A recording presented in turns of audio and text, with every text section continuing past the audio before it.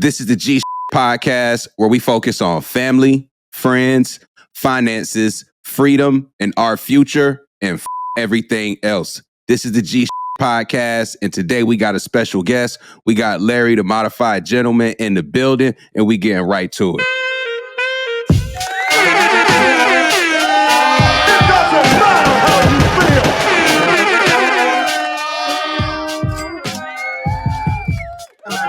No talk. You see me blink yet? Yes, indeed. One more time, y'all. This is the G podcast where we focus on family, friends, finances, freedom, and our future, and everything else. This is the G pod. Larry, thank you so much for joining. Thank you, man. Thank you. Thank you for having me on here, man. Definitely. I love what you got going on. No doubt. So this conversation, it's going to be a good one. But before we dive in, I know we're going to jump around a little bit. Just tell me, what is the modified gentleman? What does that mean? Okay. So for those of you who don't know me, my name is Larry Jackson, and I am the creator of the Modified Gentleman, which is basically a transformational coaching program that's aimed at masculine wellness. Now, when I talk about masculine wellness, it's about helping men to define what masculinity is to them. And I do that by helping guys with tips, tools, tactics, strategies to help them overcome challenges or find some type of understanding with something that's giving them issues, problems, or some type of obstacle. But yeah, that's the modified gentleman. Okay. And you said masculine. How'd you word? You said masculine wellness. Masculine wellness. It's a strange combination of words. I can't say I hear those terms brought together so often. They don't really care too much about how we feel, in my opinion. So we'll learn a little bit more. So I guess talk to me about, like, where are you originally from? Where do you call home? Okay, so at the moment I live in North Carolina. I live in Burlington, North Carolina, but I'm originally from Florence, South Carolina. And I've traveled a lot. I've been 10 years in the military. So I've traveled a little bit, been on a couple of deployments, been around the world, seen a few things, talked to a few people. So are you like born and raised in Florence, South Carolina? Yeah, born and raised in Florence, South Carolina. So I'm not too familiar with Florence, but just how would you describe growing up there? Was it enjoyable? Were you a place where you couldn't wait to leave? Just what was that like growing up in a town like Florence? Growing up in the 80s. So I'm 41 at the time of this recording. So I would say, like, back in the 80s and 90s, man, it was just country. We talking about cotton fields, tobacco fields, things like that. It was straight country. But going back now, it's huge. It's a lot more city now. It's definitely a lot more going on.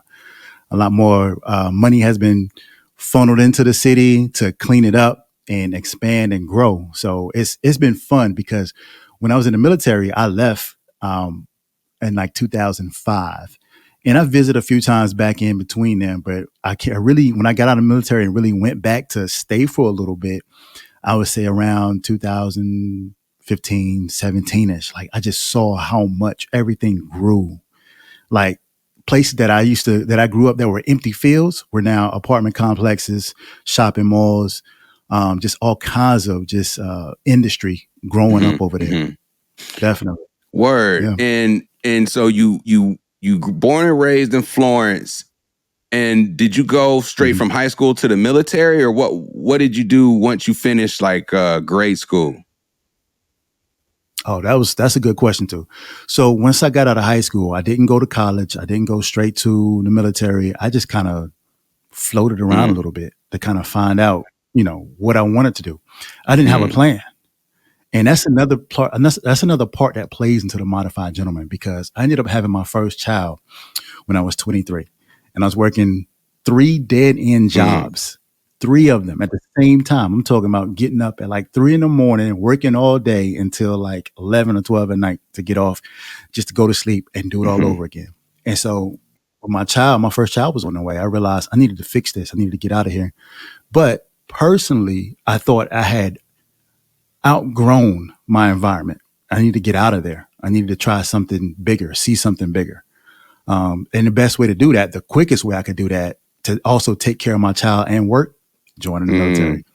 So I got in and I was able to do everything that I needed to do and take care of a lot of things. Took care of my kids. I was able to travel, save some money, and just overall get more of a better outlook on outside of my town, you know?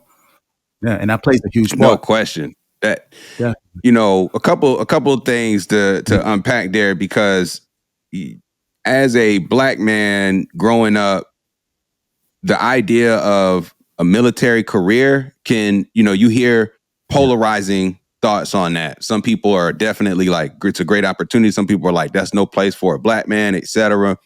But what I will say, at least in my experience and growing up, friends, family, etc., if you are especially a young black male, and you really don't have a clue of what is going to be next, and how you can like professionalize yourself and really start to build something more than what you described in terms of like these dead end situations, these dead end jobs that don't really offer us opportunities. I think that the military is an awesome route for young black males to go who haven't figured anything else out for themselves, in my opinion. Would you agree with that? Yeah, I do. Because if you're coming from a small town, you don't have many options in that town as far as the environment itself. For me, it was either, jail, prison, grave, or just continuously working something unfulfilling. Nowadays, of course, there's a lot more options nowadays, especially in the online space, in the digital world, things like that.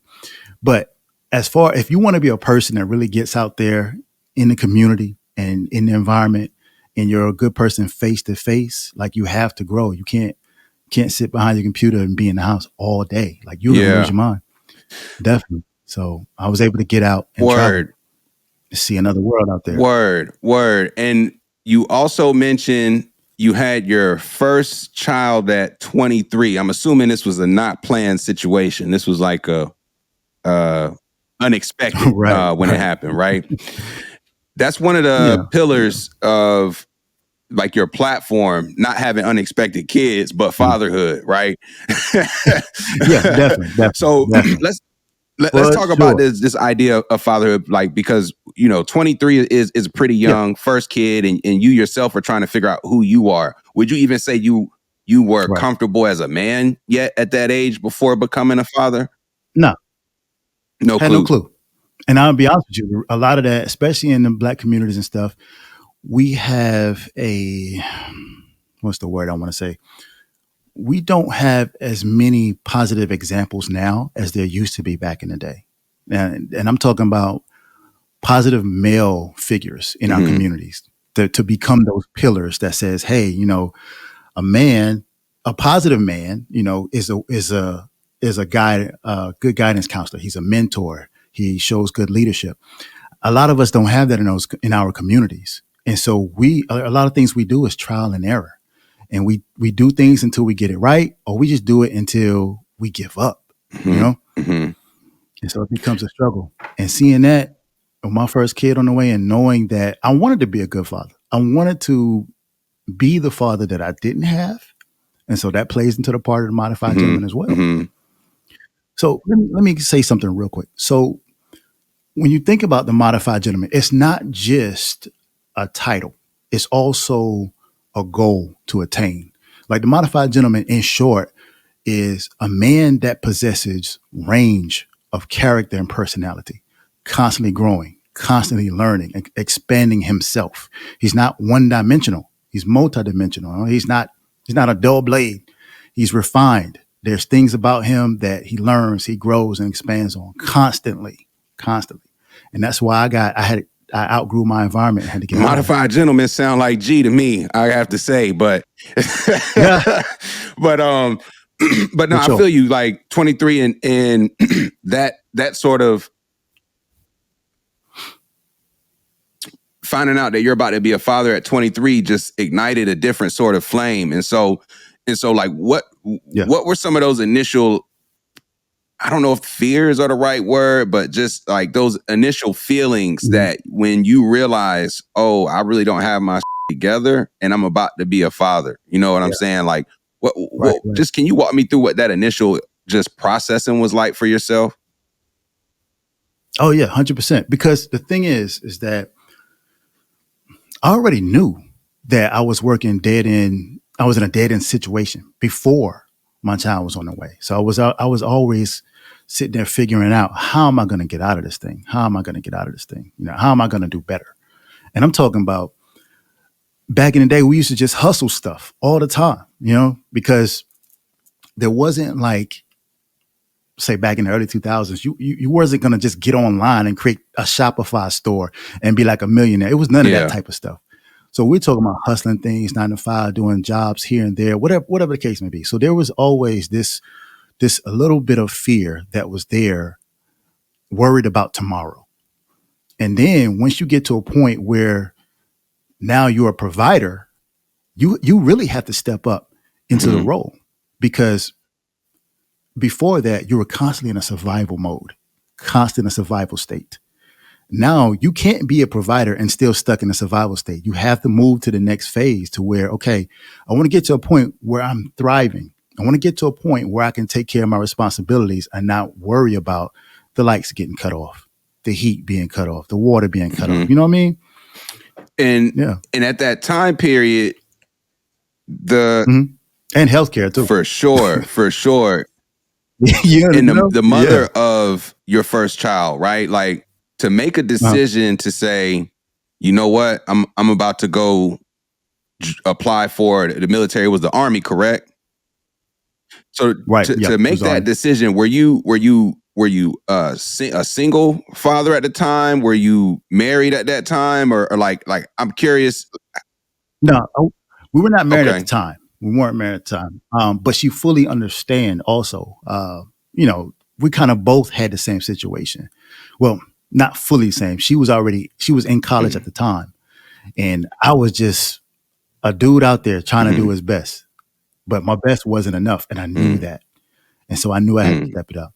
And so she understood my decision too. And we had to talk about it. And we were like, hey, I think this is the best thing that we can do, that I can do, that could help us, type of thing. And did you get like hit with a recruiter, or did you yourself think, I think that's my next move? Like, what made that light bulb go off? Like, that's a possibility for me. So, okay. The thing is, like, I tried to get into the military before in like 2001, fresh out of high school. Well, I got out of high school in 2000, and I went in 2001 because I wasn't doing anything, still working dead end stuff. And I went through the entire process, got all the way up to where I had to sign the last papers. And I was like, nah, I don't want to do it. I don't want to do it. Because that was around the time right before, like, when the war was starting to kick off, like 2001. Oh, wow. Yeah. I was like, nah, I'm good. But still, like, waiting that time out and just trying to still continuously figure things out. Then I went back in 2005 and I was like, yeah, I gotta do this. In retrospect, do you wish... in retrospect, if you could have went back and told young Larry, who at the time it's a crazy situation, 9/11's taking place, like, it's a whole new era now when it comes to military post 9/11. If you could go back and talk to young Larry, would you say, man, yo, you probably should have went ahead and went, or would you say, Larry, you made a good decision on holding off a couple of years? I would say he made a good decision. And why so? Yeah. If I would have joined the military in 2001, a lot of my life would have been completely different right now. I probably wouldn't have had my daughter like years later. My daughter was born in 2005. So a lot of things probably would have been completely different. But I'm one of those guys that say, you know, if you could go back and make any changes, would you make changes? No, I would never make any changes. I can't. Yeah, it would we change definitely who I am can't, now. But we will make different decisions in the future. That is one thing we will do. Hey, I don't want to make changes. I want to make do. And doing things I'm doing right now, and knowing who I am, the struggles I've been through, the people I've helped, people I've hurt, all that is what makes you who you are, man. Yeah. I don't want to go back and be like, oh yeah, I wish I could have did this and wish I could have did that differently. Nah, I can respect that. I can respect that. And you spent a total of 10 years in the Army. That's not a short amount of time. And so It's halfway to retirement. So it leads me to a couple of questions because I have family who've been in the military, retired military, and I do ask people, especially those who have the double digit years and at a young age, you're looking at, what, 25, 30, you're looking at early retirement at 45, potentially. Oh yeah. Why not go the full retirement route and just do the 10 years? Why was that the case? Well, for me, I think it became more personal because I had more children along the way. I have a total of 5 kids. I have 2 girls and 3 boys. But when I had gotten to the military, that's when deployments were kind of still in rotation heavy. And I just kind of got tired, man, of trying to raise my kids through Skype and through Zoom because I would be gone. Like my first deployment was 15 months straight. I still had a newborn and I was gone for 15 months. And so, and in a total, I had 3 deployments, which could have been 4. But and where were you deployed, if you don't mind sharing? Iraq and Afghanistan. Wow, okay. Yeah, I did Iraq twice, Afghanistan once. But it could have been 15 more months. Than that. And what were the other deployments? So I did a 15-month, I did a 10-month, and a 9-month. Wow. Okay. Technically, I had on my paperwork, I had 36 months of deployment time. That's 3 years. It's like 30% of the entire time. I've been in for 10. Yeah. So out of 10 years, I did 3 of that in another country. Yeah. And I mean, to be honest, that's really not much compared to other soldiers and military personnel that I know who have deployed like 6, 7 times. Like it's just like I'm not even complaining because I know there are people who have been out there in the trenches like a lot for a long time, and they're trying to make do with what they got too. For sure. And so you feel like the element of being a father, wanting to be closer to family, was one of the main, if not the main, reasons why you said you went and did something else after the 10 years? Yeah, definitely. I wanted to get out of it, man, and just kind of settle down and stop moving around so much. What do you feel like were, I guess, some of the more valuable things you picked up being in the military, things that help you to this day? Oh, yeah. The best part about that is you get more exposure. And when I mean exposure, I'm talking about to everything, because you go all over the world, you see so many different people. I've been to places where English is like the 3rd or 4th language down, like they don't even think about stuff in English. They don't speak English.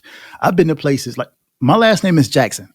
I've been to places where some people have only heard of Michael Jackson, and they asked me if I was related to him, just because that's the second time. I'm the second person they've ever heard last name Jackson, and so.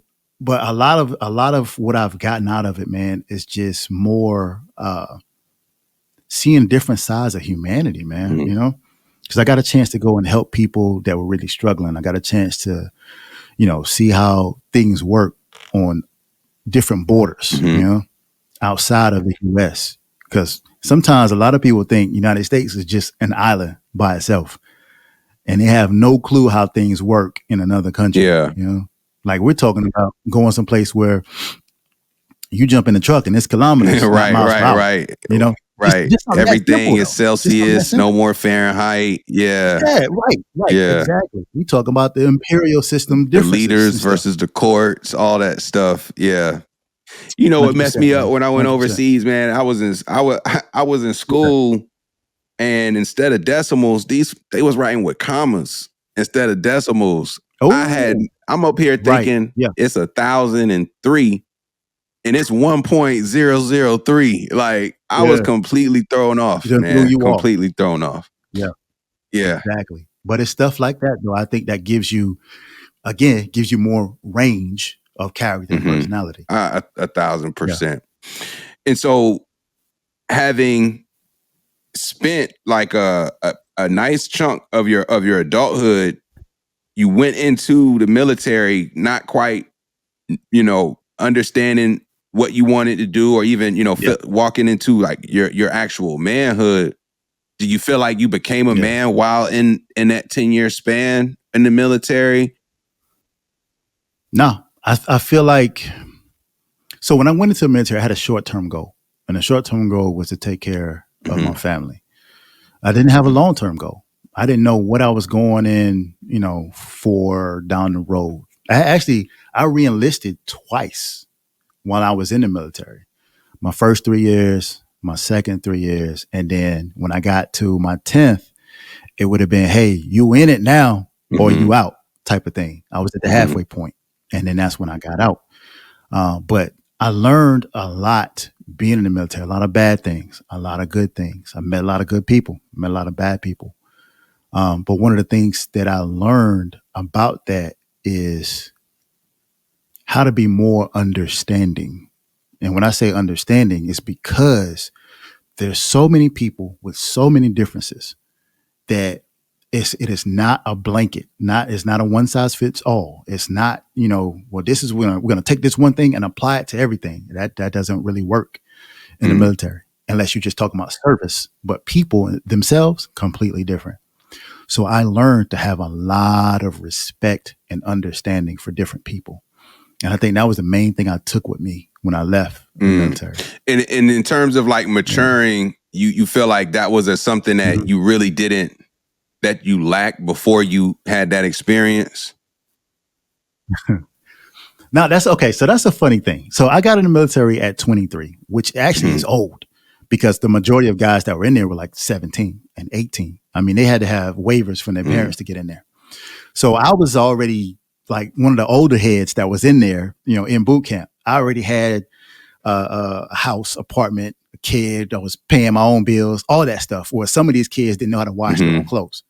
So, but I felt like I was at a halfway point in my maturity because I still wasn't at that level where you would think that a man would conduct himself.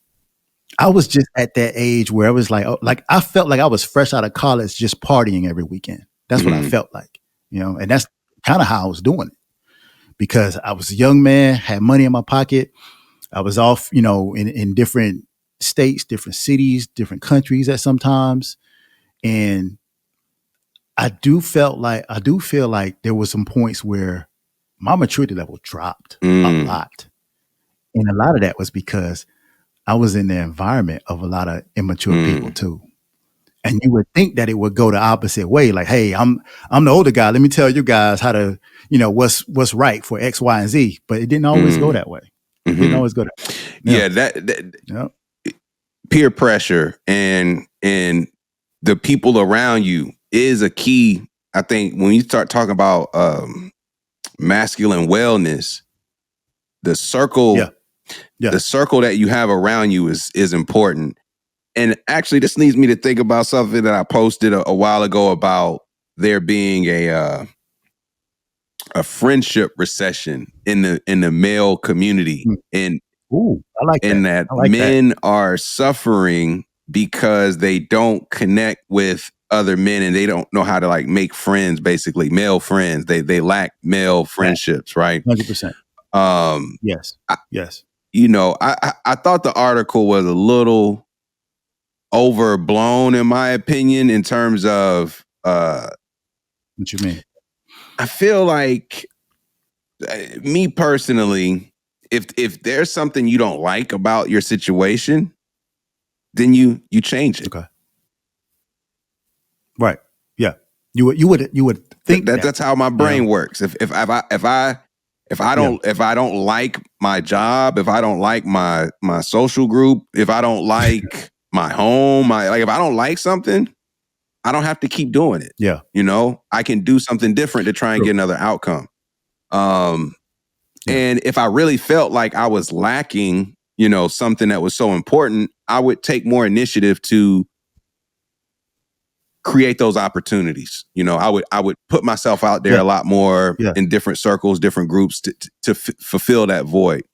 So, I think it's important that we have connections, but the way that the article kind of wrote it, like a friendship recession, is if like can't go out and do something for themselves. It's like, I don't know. It's like whose fault is it that the recession is there? Is it anybody else's fault versus who's in the mirror? Is the way I'm kind of looking at it. Now, see, I'm gonna add to that a little bit, and I think so. One of the things that I teach in my program is self-awareness, because and everything that I teach in my program is everything that I had to teach myself. So when it comes to self-awareness, and this is where a big chunk of it I learned in the military was learning who the am I? Who is Larry? What am I doing? You know, what do I want to do? And so I talked to a lot of guys and young men and boys, and I said, hey, who are you? What type of person do you want to be? What do you care about? What do you love? What do you hate? You know, what's your favorite food? Where do you like to go? What sets you off? What can you tolerate? So many people can't answer those questions for themselves, you know? And so a lot of the big things I talk about internal and external. Internal is you. You got to figure out who you are. So that way, all that external chaos can't shake you because you can't control that. You can't control the outside world. You can't control what's going on outside of your door, but you can sure control how you react to things. And so it plays a huge part in learning self-awareness, who you are, man. So many people get triggered because they've never taken the time to work through themselves. 1,000%. You know, you got to be able to get to a point where you work your self-awareness up to the point where you have disarmed those triggers. At least that's how I feel, in my opinion. No, I agree that, like I always say, that inner child is going to always cry. It's like the things that bothered you as a little kid, they still bother you today. Now, how you process it and how you react, you know, eventually a kid learns he just can't fall out in the store, right? Like, but the feeling that's causing them to fall out in the store, like that feeling it probably never really goes away. You just learn to channel it, deal with it, you know, manage it differently. Yeah. And that's the funny thing about life, man, is the fact that life is one big lesson. And if you don't learn that lesson, it's going to be a retest. And it's going to be a constant retest until you learn it, because that's just like one of those universal laws, man. You know, it's just going to you're going to constantly keep seeing it until you have learned how to correct it within yourself. Those patterns. And so you go into the Army not having, say, like a true skill set that can get you out of a dead end job, but then you spend your 10 years in the Army and you make a decision to leave, but you still got to feed a bigger family at this point. So you said, because you said in that time span, you went from having one child to how many when you left in 10 years? 5. So, okay. So within 10 years, you had a total of 5 children, and then you leave the Army. In my head, I'm thinking, like, you know, when you talk about providing, now you got even a way more to think about. Like, what type of opportunities did the Army prepare you for afterward? Like, you went in not really having that skill set, but then you leave the Army as a new professional. What kind of trade or skill did you pick up while you were there? So I went in as an IT professional. You know, well, I didn't have a background in IT. I just hung out around a lot of people who knew how to build computers and do music. I did music before I got into the military. I used to, one of my jobs was I was a chief engineer for a recording studio. And that didn't take off, of course. Something happened with the studio. They ended up shutting down, going a separate way. So again, got dead end stuff I need to find. So once I talked to the recruiter, we did the ASVAB test and went through the necessary paperwork and everything. I scored pretty high within the IT field. So I said, screw it, let me go in there. I just need to go ahead and get in there. And I'm already familiar with it. Now they're just going to formally train me, you know? And so I went in. But also, while I was in the military, I got in college, and they paid for it, of course. And I continued to grow more as an IT professional. So I ended up getting 2 degrees when I was in the Army. Dope. And what were those, like what did you study? Oh, so my first degree was in communications. And then my second degree was in information technology in the computer programming. And you got all... I'm going to be honest with you. I don't like computers. Facts. I don't like computers. It just comes easy to me. Like learning stuff comes easy to me, you know? But that's just, I jumped into it, ran with it, and was able to work it in my benefit. This is where I think, you know, people might say, you know, the key is to figure out what your passion is and then follow your passion. But I think the better advice is to figure out what you're actually good at and then figure out how to It'll get help. passionate It about definitely what helps. you're good at, because passion can come Yeah, and go if we just keeping it a stack, right? Like fires don't yeah, stay it lit helps. all the time. Like, the things you're passionate They about at don't, bro. 25 versus 29 versus 35 versus Yeah, these things change. But I do yeah, believe that all of us are outliers in some sort of skill. All of us. Like there's something that we do that's yeah, typically better than everybody else. And it yeah, sounds like definitely. even That's your God-given talent. God-given talent. It's like it just comes easy to me. And so I like you Yeah, sharing that, because sometimes what we need to do is something we don't necessarily enjoy doing. You feel what I'm saying? Like, and having yeah, that yeah, awareness, yeah, discipline to say, even though I don't like this actually makes the most sense. yeah. Let me make sure I put things in order to get the most out of this for myself. I think that's pretty dope. That's having Mm, foresight right there. When you can see ahead and be like, I'm gonna push through it right now. I know it sucked, but I'm gonna push through it right now because I have a bigger goal waiting for me at the end. A lot of people mhm, don't have that. That's one of the things I try to talk about with guys is the fact that, hey, where do you see yourself now? What type of man do you want to become? And then where do you see yourself down the road? Like you got it. What's your 3-year plan? What's your 5-year plan? What's your 10-year plan? Like, I know they sound like cliche questions, but nah, they actually got some real mhm. meaning to them. Like they really cause you to sit and think about, okay, how you gonna take this, seriously? Like, what's your plan? It's not just we're not just winging this Right, thing no more. right. You know? Yeah, I say I've said something. It's like, as a young person, and I relate to that, because as a young person, I didn't necessarily have plans. I didn't I didn't Yeah, plan to go me to neither. college. I just, when my friends started applying, I was like, this is what I'm gonna apply to. And I happened to get into one school. Yeah, You see what I'm saying?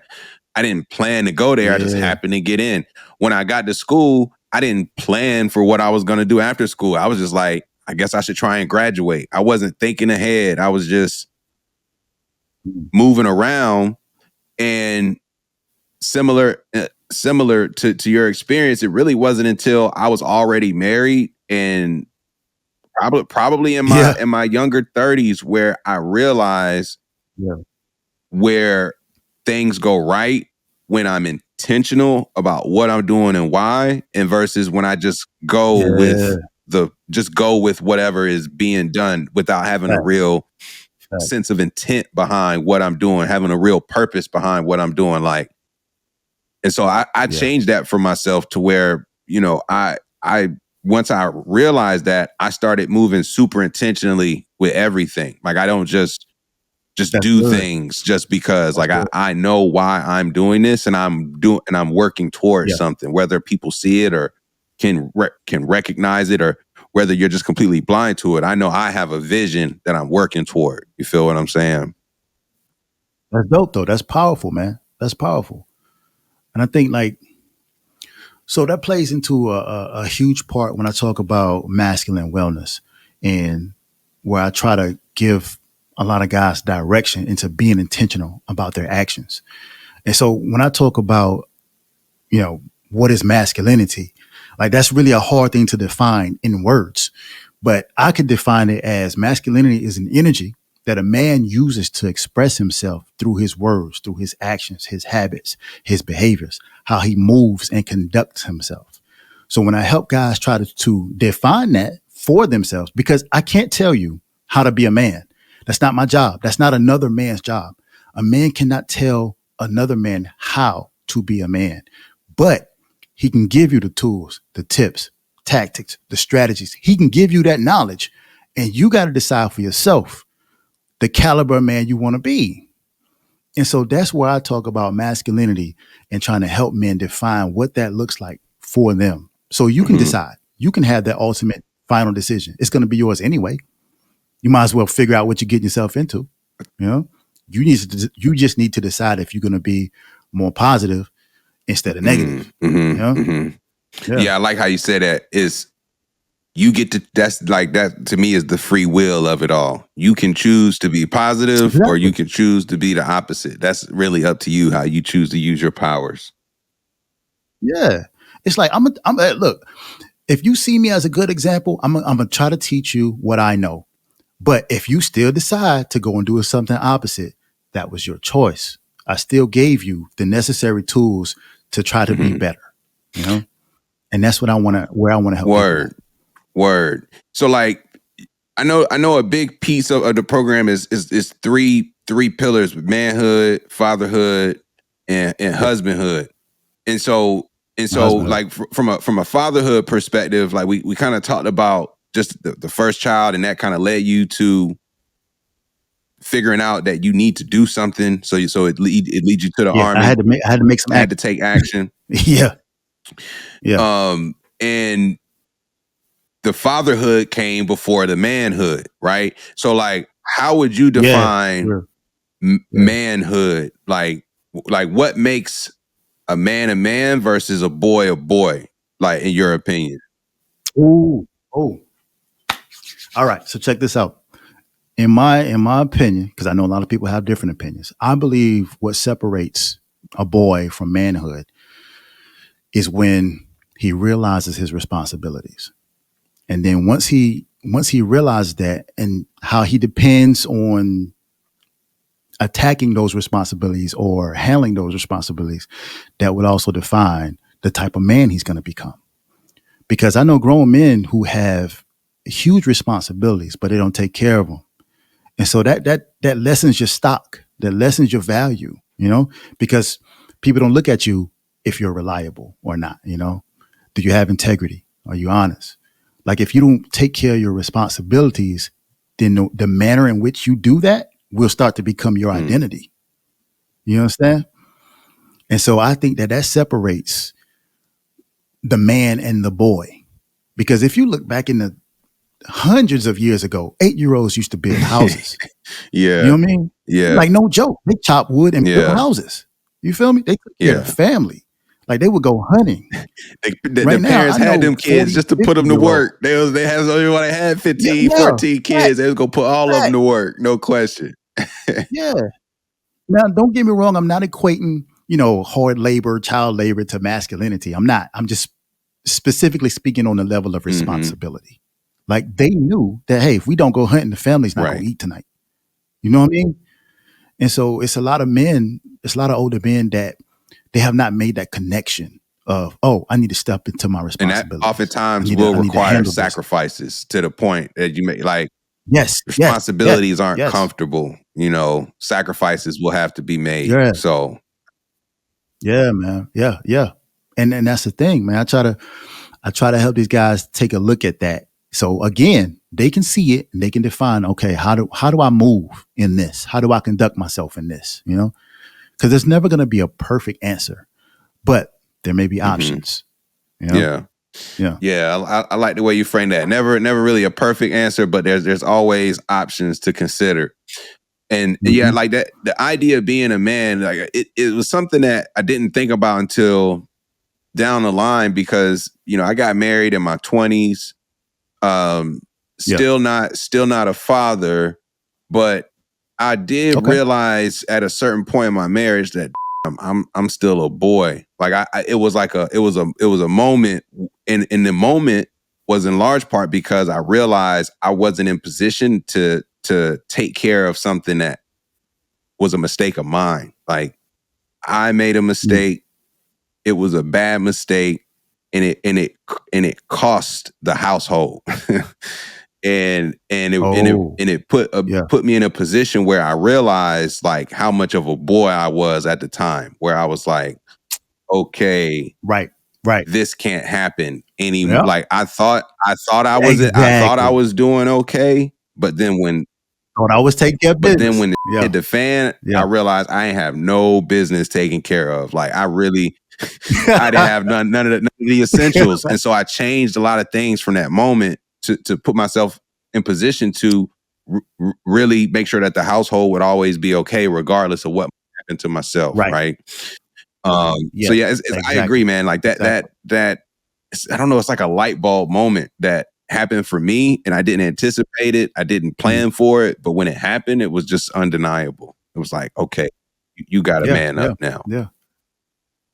Exactly. That's one of the biggest factors right there to let you know where you stand. You know, if somebody puts some real responsibility on your shoulders, and if you can carry it or not, Mm-hmm. you Mm-hmm. know, if you can choose to handle it or not, or if you drop it, And that you'll goes know. for It'll make you man to feel like man a bitch. relationships too. Like Yeah, when things hit the fan, you think homie is really your man's, and then all of a yeah, sudden you see that the folks you thought you were lining up with are boys. You like, oh man, I thought the team was stronger than this. Like, and then you start seeing folks quiver into their yeah, adolescent ways. yeah, So it's across the board, and like to me in all dynamics, not just like as a a partner or a husband, but man, just in terms of how you show up, yeah. whether it be work, relationship, friends, Right. family, it don't matter. Like it's just how you show up across Yeah, the board. exactly. Across the board, and that's where I talk about, man, trying to find where your identity is throughout self awareness. You know, because regardless, let's say you do have a friend group that they're a little more on the immature side, but you know who you are. You know how to tolerate them before it starts affecting you. You know how to step back and be like, all right, guys, I'm gonna holler at y'all Right. later. You know, if all they want to do is party, smoke, drink, and go out all the time, you know, you got to limit that because you got a family at the house. You know, you got bills to pay. You can't go out there and spend all this money or be going all the time. This is you stepping into your responsibilities. Like, all right, I'll holler at y'all later. And you got to be okay with saying that and not feeling guilty. You got to be okay with saying that and going to really take care of your responsibilities. You know, you don't have to accommodate somebody else's feelings, and you don't have to sacrifice yours in the process. 1,000%. Yeah. I like the way you Yeah. worded that. And then this idea of manhood, we talked about 100 years ago, 8-year-olds building houses. Today, 8-year-olds. It was probably older than that. It probably wasn't even 100, maybe I like mean, 200 years honestly, ago. like when I think back, like, okay, so I think even if we're talking early 1900s, like this is before public schools. Yeah. This is back when like when Oh, you yeah. were born, you probably lived on some land. The family had a farm. Like you had Yeah. to work Yeah. to provide. Yeah. You Like, was yeah. up. Yeah. You was pulling your weight. And in today's world, young men don't really get raised to pull weight, in my opinion. Well, there's a reason for that. Well, okay. I won't say there's a reason, but I have a theory for that. And the theory is the fact that men no longer have a rite of passage. You know, there is nothing that says, okay, you've crossed this threshold now and you have gotten to a level of maturity or a level of perceived manhood that society is comfortable with. Because nowadays it's hard now to tell the difference between where a son starts and a father ends. And what I mean by that is you can have two men, you can have a son and a father in the same room together, and it's hard to tell them apart because dad loves Marvel movies and wears t-shirts and comic books and plays video games all day. And that's the same thing his 16-year-old son doing. Now, I'm not saying that that is a bad thing. I'm saying it shouldn't become your identity. That's what I'm saying. You know, some people shouldn't look at you and be like, oh, well, all he does is stay in the house all day. He doesn't do anything productive type of thing. Now, there could be so many more factors to it, whatever the case may be. I'm just saying, like, men are missing something nowadays that causes them to step across that threshold to say, hey, you know, I am going to be a man that has range of character and personality and want to be productive. Do you think there was a rite of passage that existed in the past? Like you said, we don't have one now. Do you feel like there used to be something that was this, like, you're now a man sort of rite of passage? I know they have what they call bar mitzvahs I in feel the like, Jewish community. but that's by culturally age appropriate though. It doesn't really say that, you know, you're stepping into a mature role. And I don't think that we never had something significantly stated like this is what men should do or this is how men should conduct themselves. But this is the part what makes it hard to do, but it could be easy to fix. And so more men need to learn about themselves, how to step into a more positive role so in turn they can teach their sons and then they can continuously grow and learn and mature and not get to a point where they're 40s and 50s and still trying to figure themselves out. And so this is where my whole program I try to get into. So my program starts with masculine development. You finding out, what's your thought process towards masculinity? Past, present, and future. How did you see masculinity in the past? How were you first exposed to it? Through a father figure, through an uncle, an older brother, a pastor, whatever the case may be, because you were not a man, but how did you see other men act? Type of thing, How do you see yourself in the present as a man? What type of man do you want to be in the future? So these are a lot of important questions that need to be asked across the board, because where are they being asked at? Nowhere. Like, who's asking these questions? And another thing too is that I don't teach from a biblical standpoint. And that's just by choice. Because you can get a lot of biblical principles that'll teach you how to move through masculinity. Now, but not everybody goes that route. And that's fair and that's valid. And so I try to help guys understand, okay, through masculine development, like, what type of man do you want to be? And so it kind of gets rid of the rite of passage, and instead you continuously grow, So you can get to 60, 70 years old and you're still learning as a man, but you're already being productive as a man, Yeah. And because like it's a, especially in today's world, being a man, even saying that is arguably controversial, or arguably oh man, the most controversial one I hear is a real man. What's a real man? Yeah. No such thing. And so it's like, I think it's an interesting thing to discuss, because we have that perception, and then we talk about this idea of being mature, being providers, and all this stuff. Like in the modern world, compared to the past, like, I guess my question is, when it comes to masculinity, like, what do you think is really defining that for, like, on a more cultural basis, right? Like what do you think is really driving that for, the broader scope of men?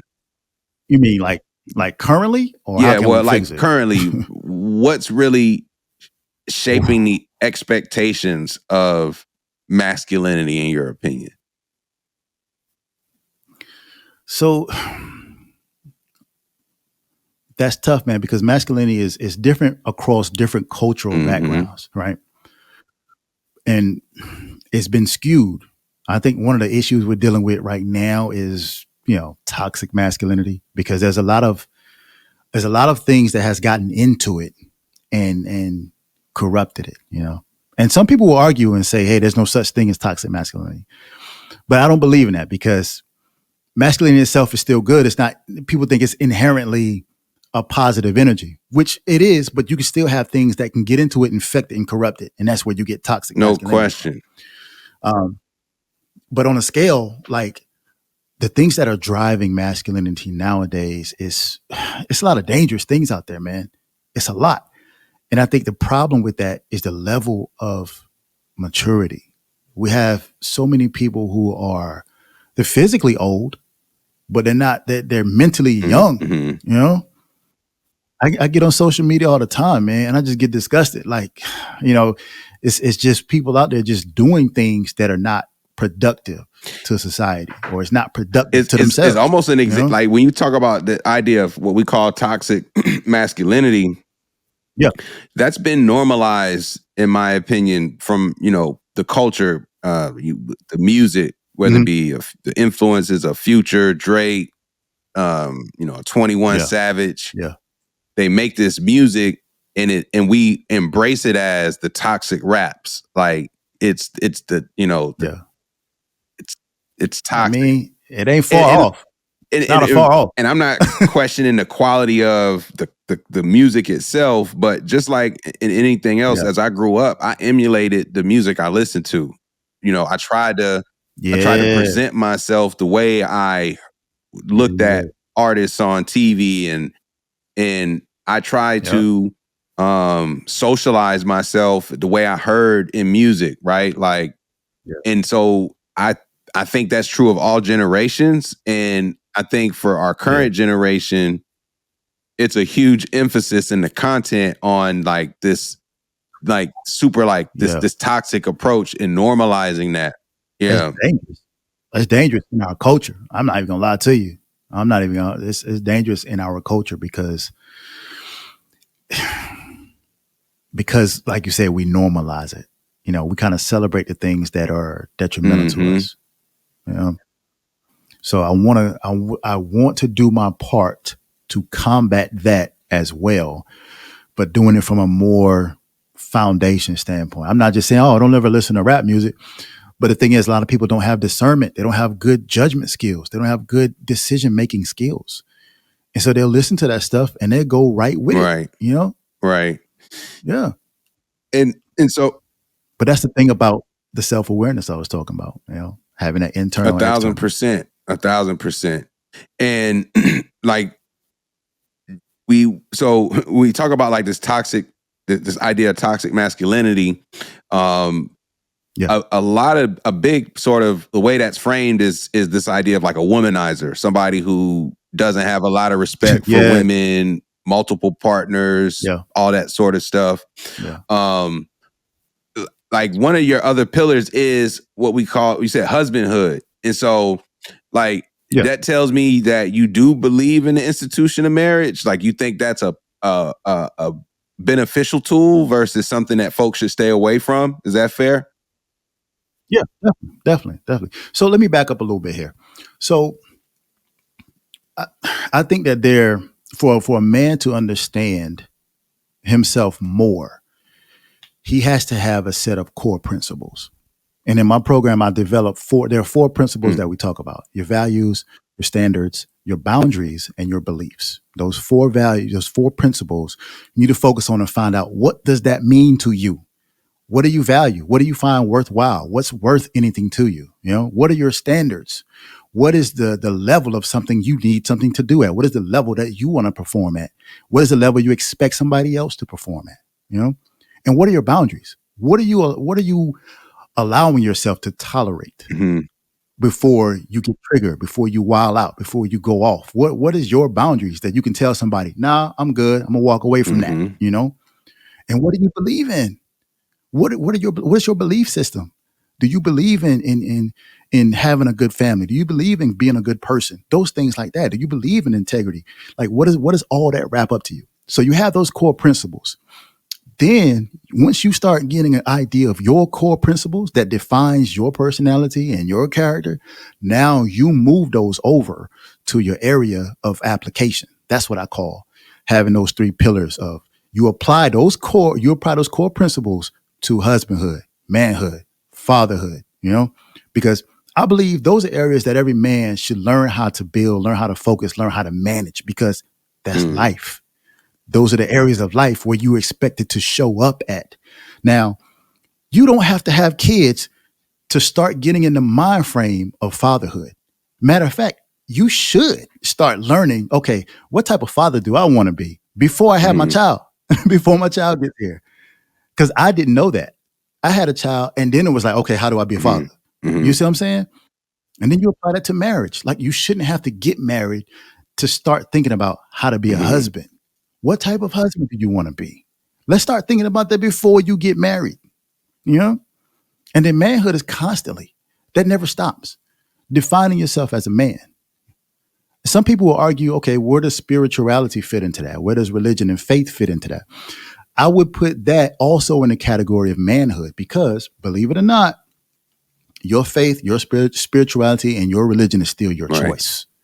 And it's still up for you to know who you are, to decide to move or walk within a certain faith or a certain religion, you know?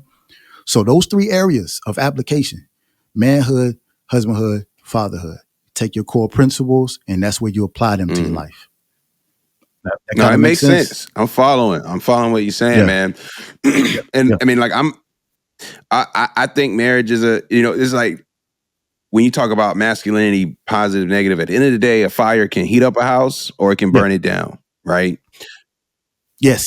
So yes. That is true with every tool in the toolbox. Like we can use tools to be of impactful to build, Yeah. or we can use tools to tear things down and destroy. And so 100%, bro. I'm with you on that level. Yeah. It's like at the end of the day, we have to make a decision, a conscious decision, an intentional decision to use ourselves in a positive way. Because when you aren't Yes. intentional, you often get swept up in negativity. That's like, if Yeah. you don't have those 100%, man. boundaries and And all that's that what we were stuff, talking about yeah, earlier. exactly. It's kind of coming full Yeah. circle. If you don't have those boundaries and those things in place, and you're just Yeah. wandering, you're Yeah. gonna get swept up in some Yeah. negativity very easily. Yeah. Yeah. So my program, man, it's like in 5 areas. So the first part is masculine development. The second part is self-awareness. The third part is talking about core principles.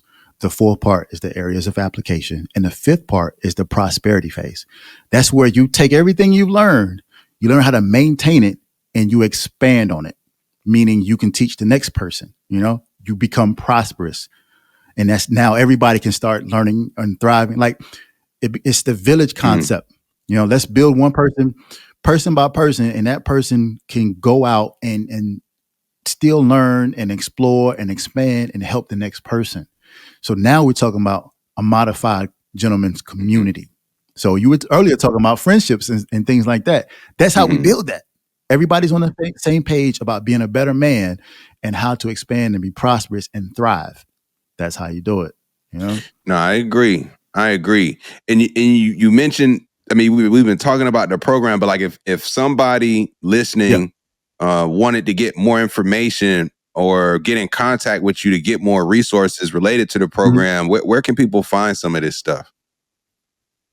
Oh yeah, definitely. Well, my website is still under construction, but you can definitely hit me up on Instagram at The Modified Gentleman and also on Twitter at The Modified Gentleman. Well, I guess it's X now, Right. at The Modified Gentleman. And we'll make sure Yeah. that when we post this, we had the links and everything so people can easily follow up with you. But you're like, I really like the overall idea of what you're doing in this modern world, because I do think, especially in the Black community, the young Black men,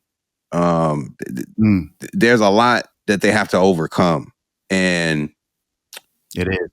It's just an unfortunate reality of just growing up as a Black man in this country. You already have just so many things that you're gonna have to overcome, and the ability, like you said, having positive male role models around you as a young man is so important, because we're impressionable.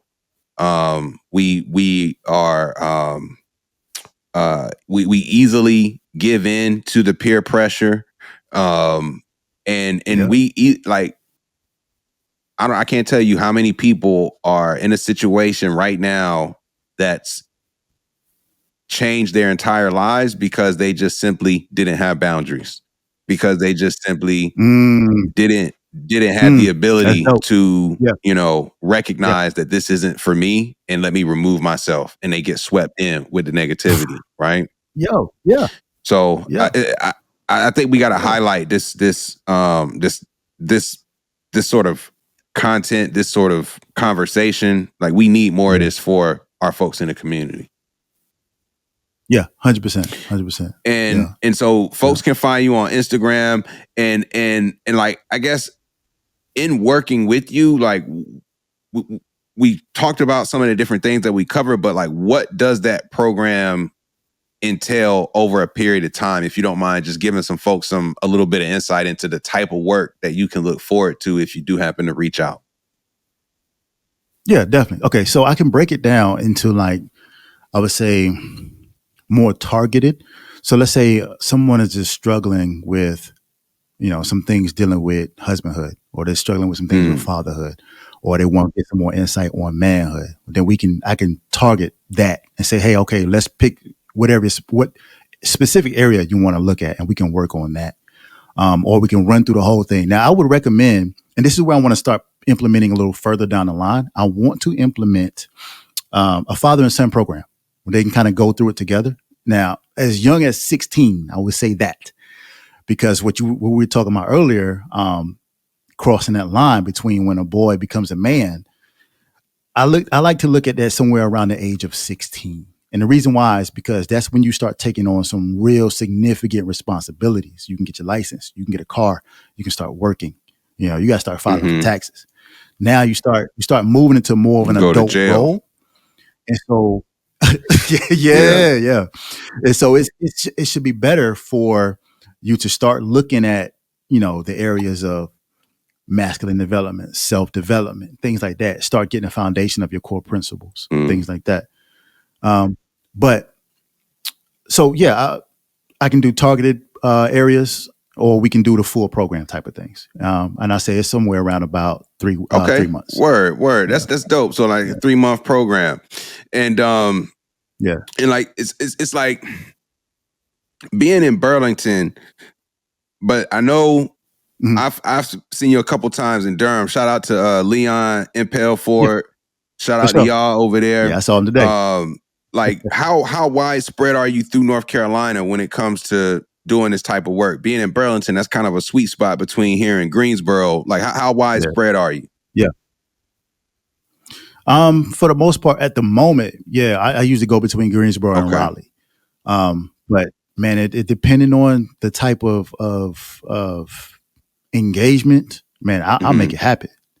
I'll make it happen. You know, if somebody need me come speak, you know, at their Boys and Girls Club, just let me know. I'll make it happen. I'll make time. Because that eventually, that's the thing I want to do. I want to get out there and just create that community and talking to more people and getting them on board with that mindset. Yeah. No, man, that's what we about here too, is trying to create community of not even say like-minded folks, but just a community of if it's anything that's a common denominator, is the goal of using your powers for good and not evil. It's like we don't have to agree, we don't have to like the same things, but we should have common long-term goals as a community, right? We're all striving for better things that help, you know, everybody here on board. And I want to big up programs like this. The thing is, the most important things about community, about having a community that's like-minded or at least parallel thinking, is the fact that you get so much more benefits when it's a group, because you find people. First of all, you yourself, you're going to always kind of be in the middle. And what I mean by in the middle is there's always going to be somebody that's coming to you, looking at you as a mentor. And then there's going to be somebody ahead of you that you're going to go to, and you're going to look at them as a mentor. So you're going to kind of always be in the middle, you know, helping people and receiving help and things like that. But another big part about having a community is accountability, man. It's accountability. So you having a bad day, because you're not going to always have good days, and you start thinking, man, I don't know about this. Somebody can talk you off the ledge. You know what I'm saying? And it's important to have that. And so again, when you go back to those 3 pillars of manhood, husbandhood, and fatherhood, you know, you might find some old heads that say that you might have to go to and be like, hey, I don't know how to deal with this. You know, can you help me? Have you done with it? Have you dealt with this? We need that type of brotherhood and camaraderie in our community. We need that, you know? And it's going to be some young knuckleheads out there that you got to tell them, hey, y'all better stop that. Y'all better chill with that. Don't do that. Like y'all, you know? Young knuckleheads, you know stealing my packages. Y'all better stop. Y'all better stop. Packages. Y'all better stop playing knock on my door too. Hey, look, I used to play on doors, but these little out here, man, they taking packages and they knocking on my door and running in weird times, and I don't like it. Y'all motherfuckers need to chill, man. Little need to chill. All right, man. I had to get that out. For sure. Hey, I feel you, man. I feel you. But yeah, it's important, man. It's important for community. No doubt.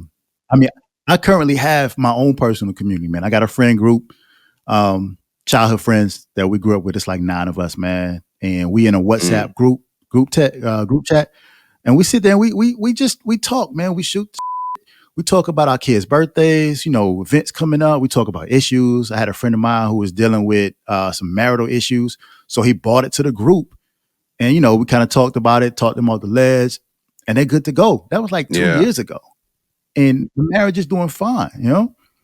But the thing is, you got to have the right group. Have the right group. We could have been that group that have been like, let's go party. You know what I mean? Let's go hit this club. Don't worry about it. Come out this way. You feel me? Exactly.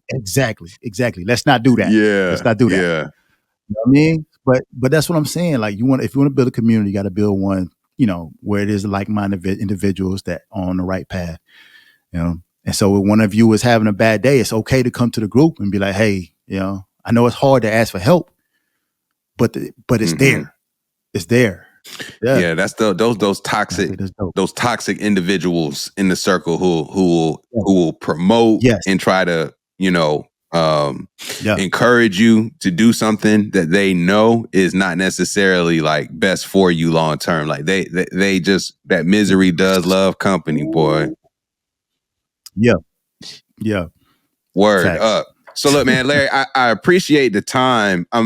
We Definitely had quite a conversation here, just unpacking. Like, I think I'm gonna, when I go back and check out this episode, I'm gonna be looking for some stuff, because I want to continue having more conversations around just this idea of masculinity today, how that's defined, what that means to us as men. And so, I look forward to maybe, circling back in the future and expanding on a conversation. But I appreciate you joining. You've been so open, so gracious with your time. Is there anything out there for the listeners, the viewers? Is there anything that you hope folks are able to take away after just checking out today's episode? Oh, yeah, man. It's the same thing I kind of tell everybody, man. Just never stop being your best self, man. Just continuously growing. And I know it sounds cliche. I know. But it's real.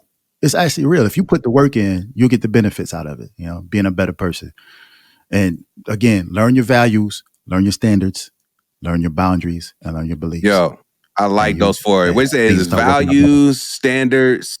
Yeah. Values, standards, boundaries, values, the standards, boundaries, and beliefs. Yep. Y'all know what it is. This is the G podcast, where we focus on family, friends, finances, freedom, and our future, and everything else. Shout out to Larry for joining. This is some real positive masculinity. Make sure y'all hit that subscribe button. Tap in wherever you get your podcast. Looks like you got off course there, G. Stop that toxic man. It doesn't matter how you feel. I'm not taking no talk back. You see me blink yet? Ha.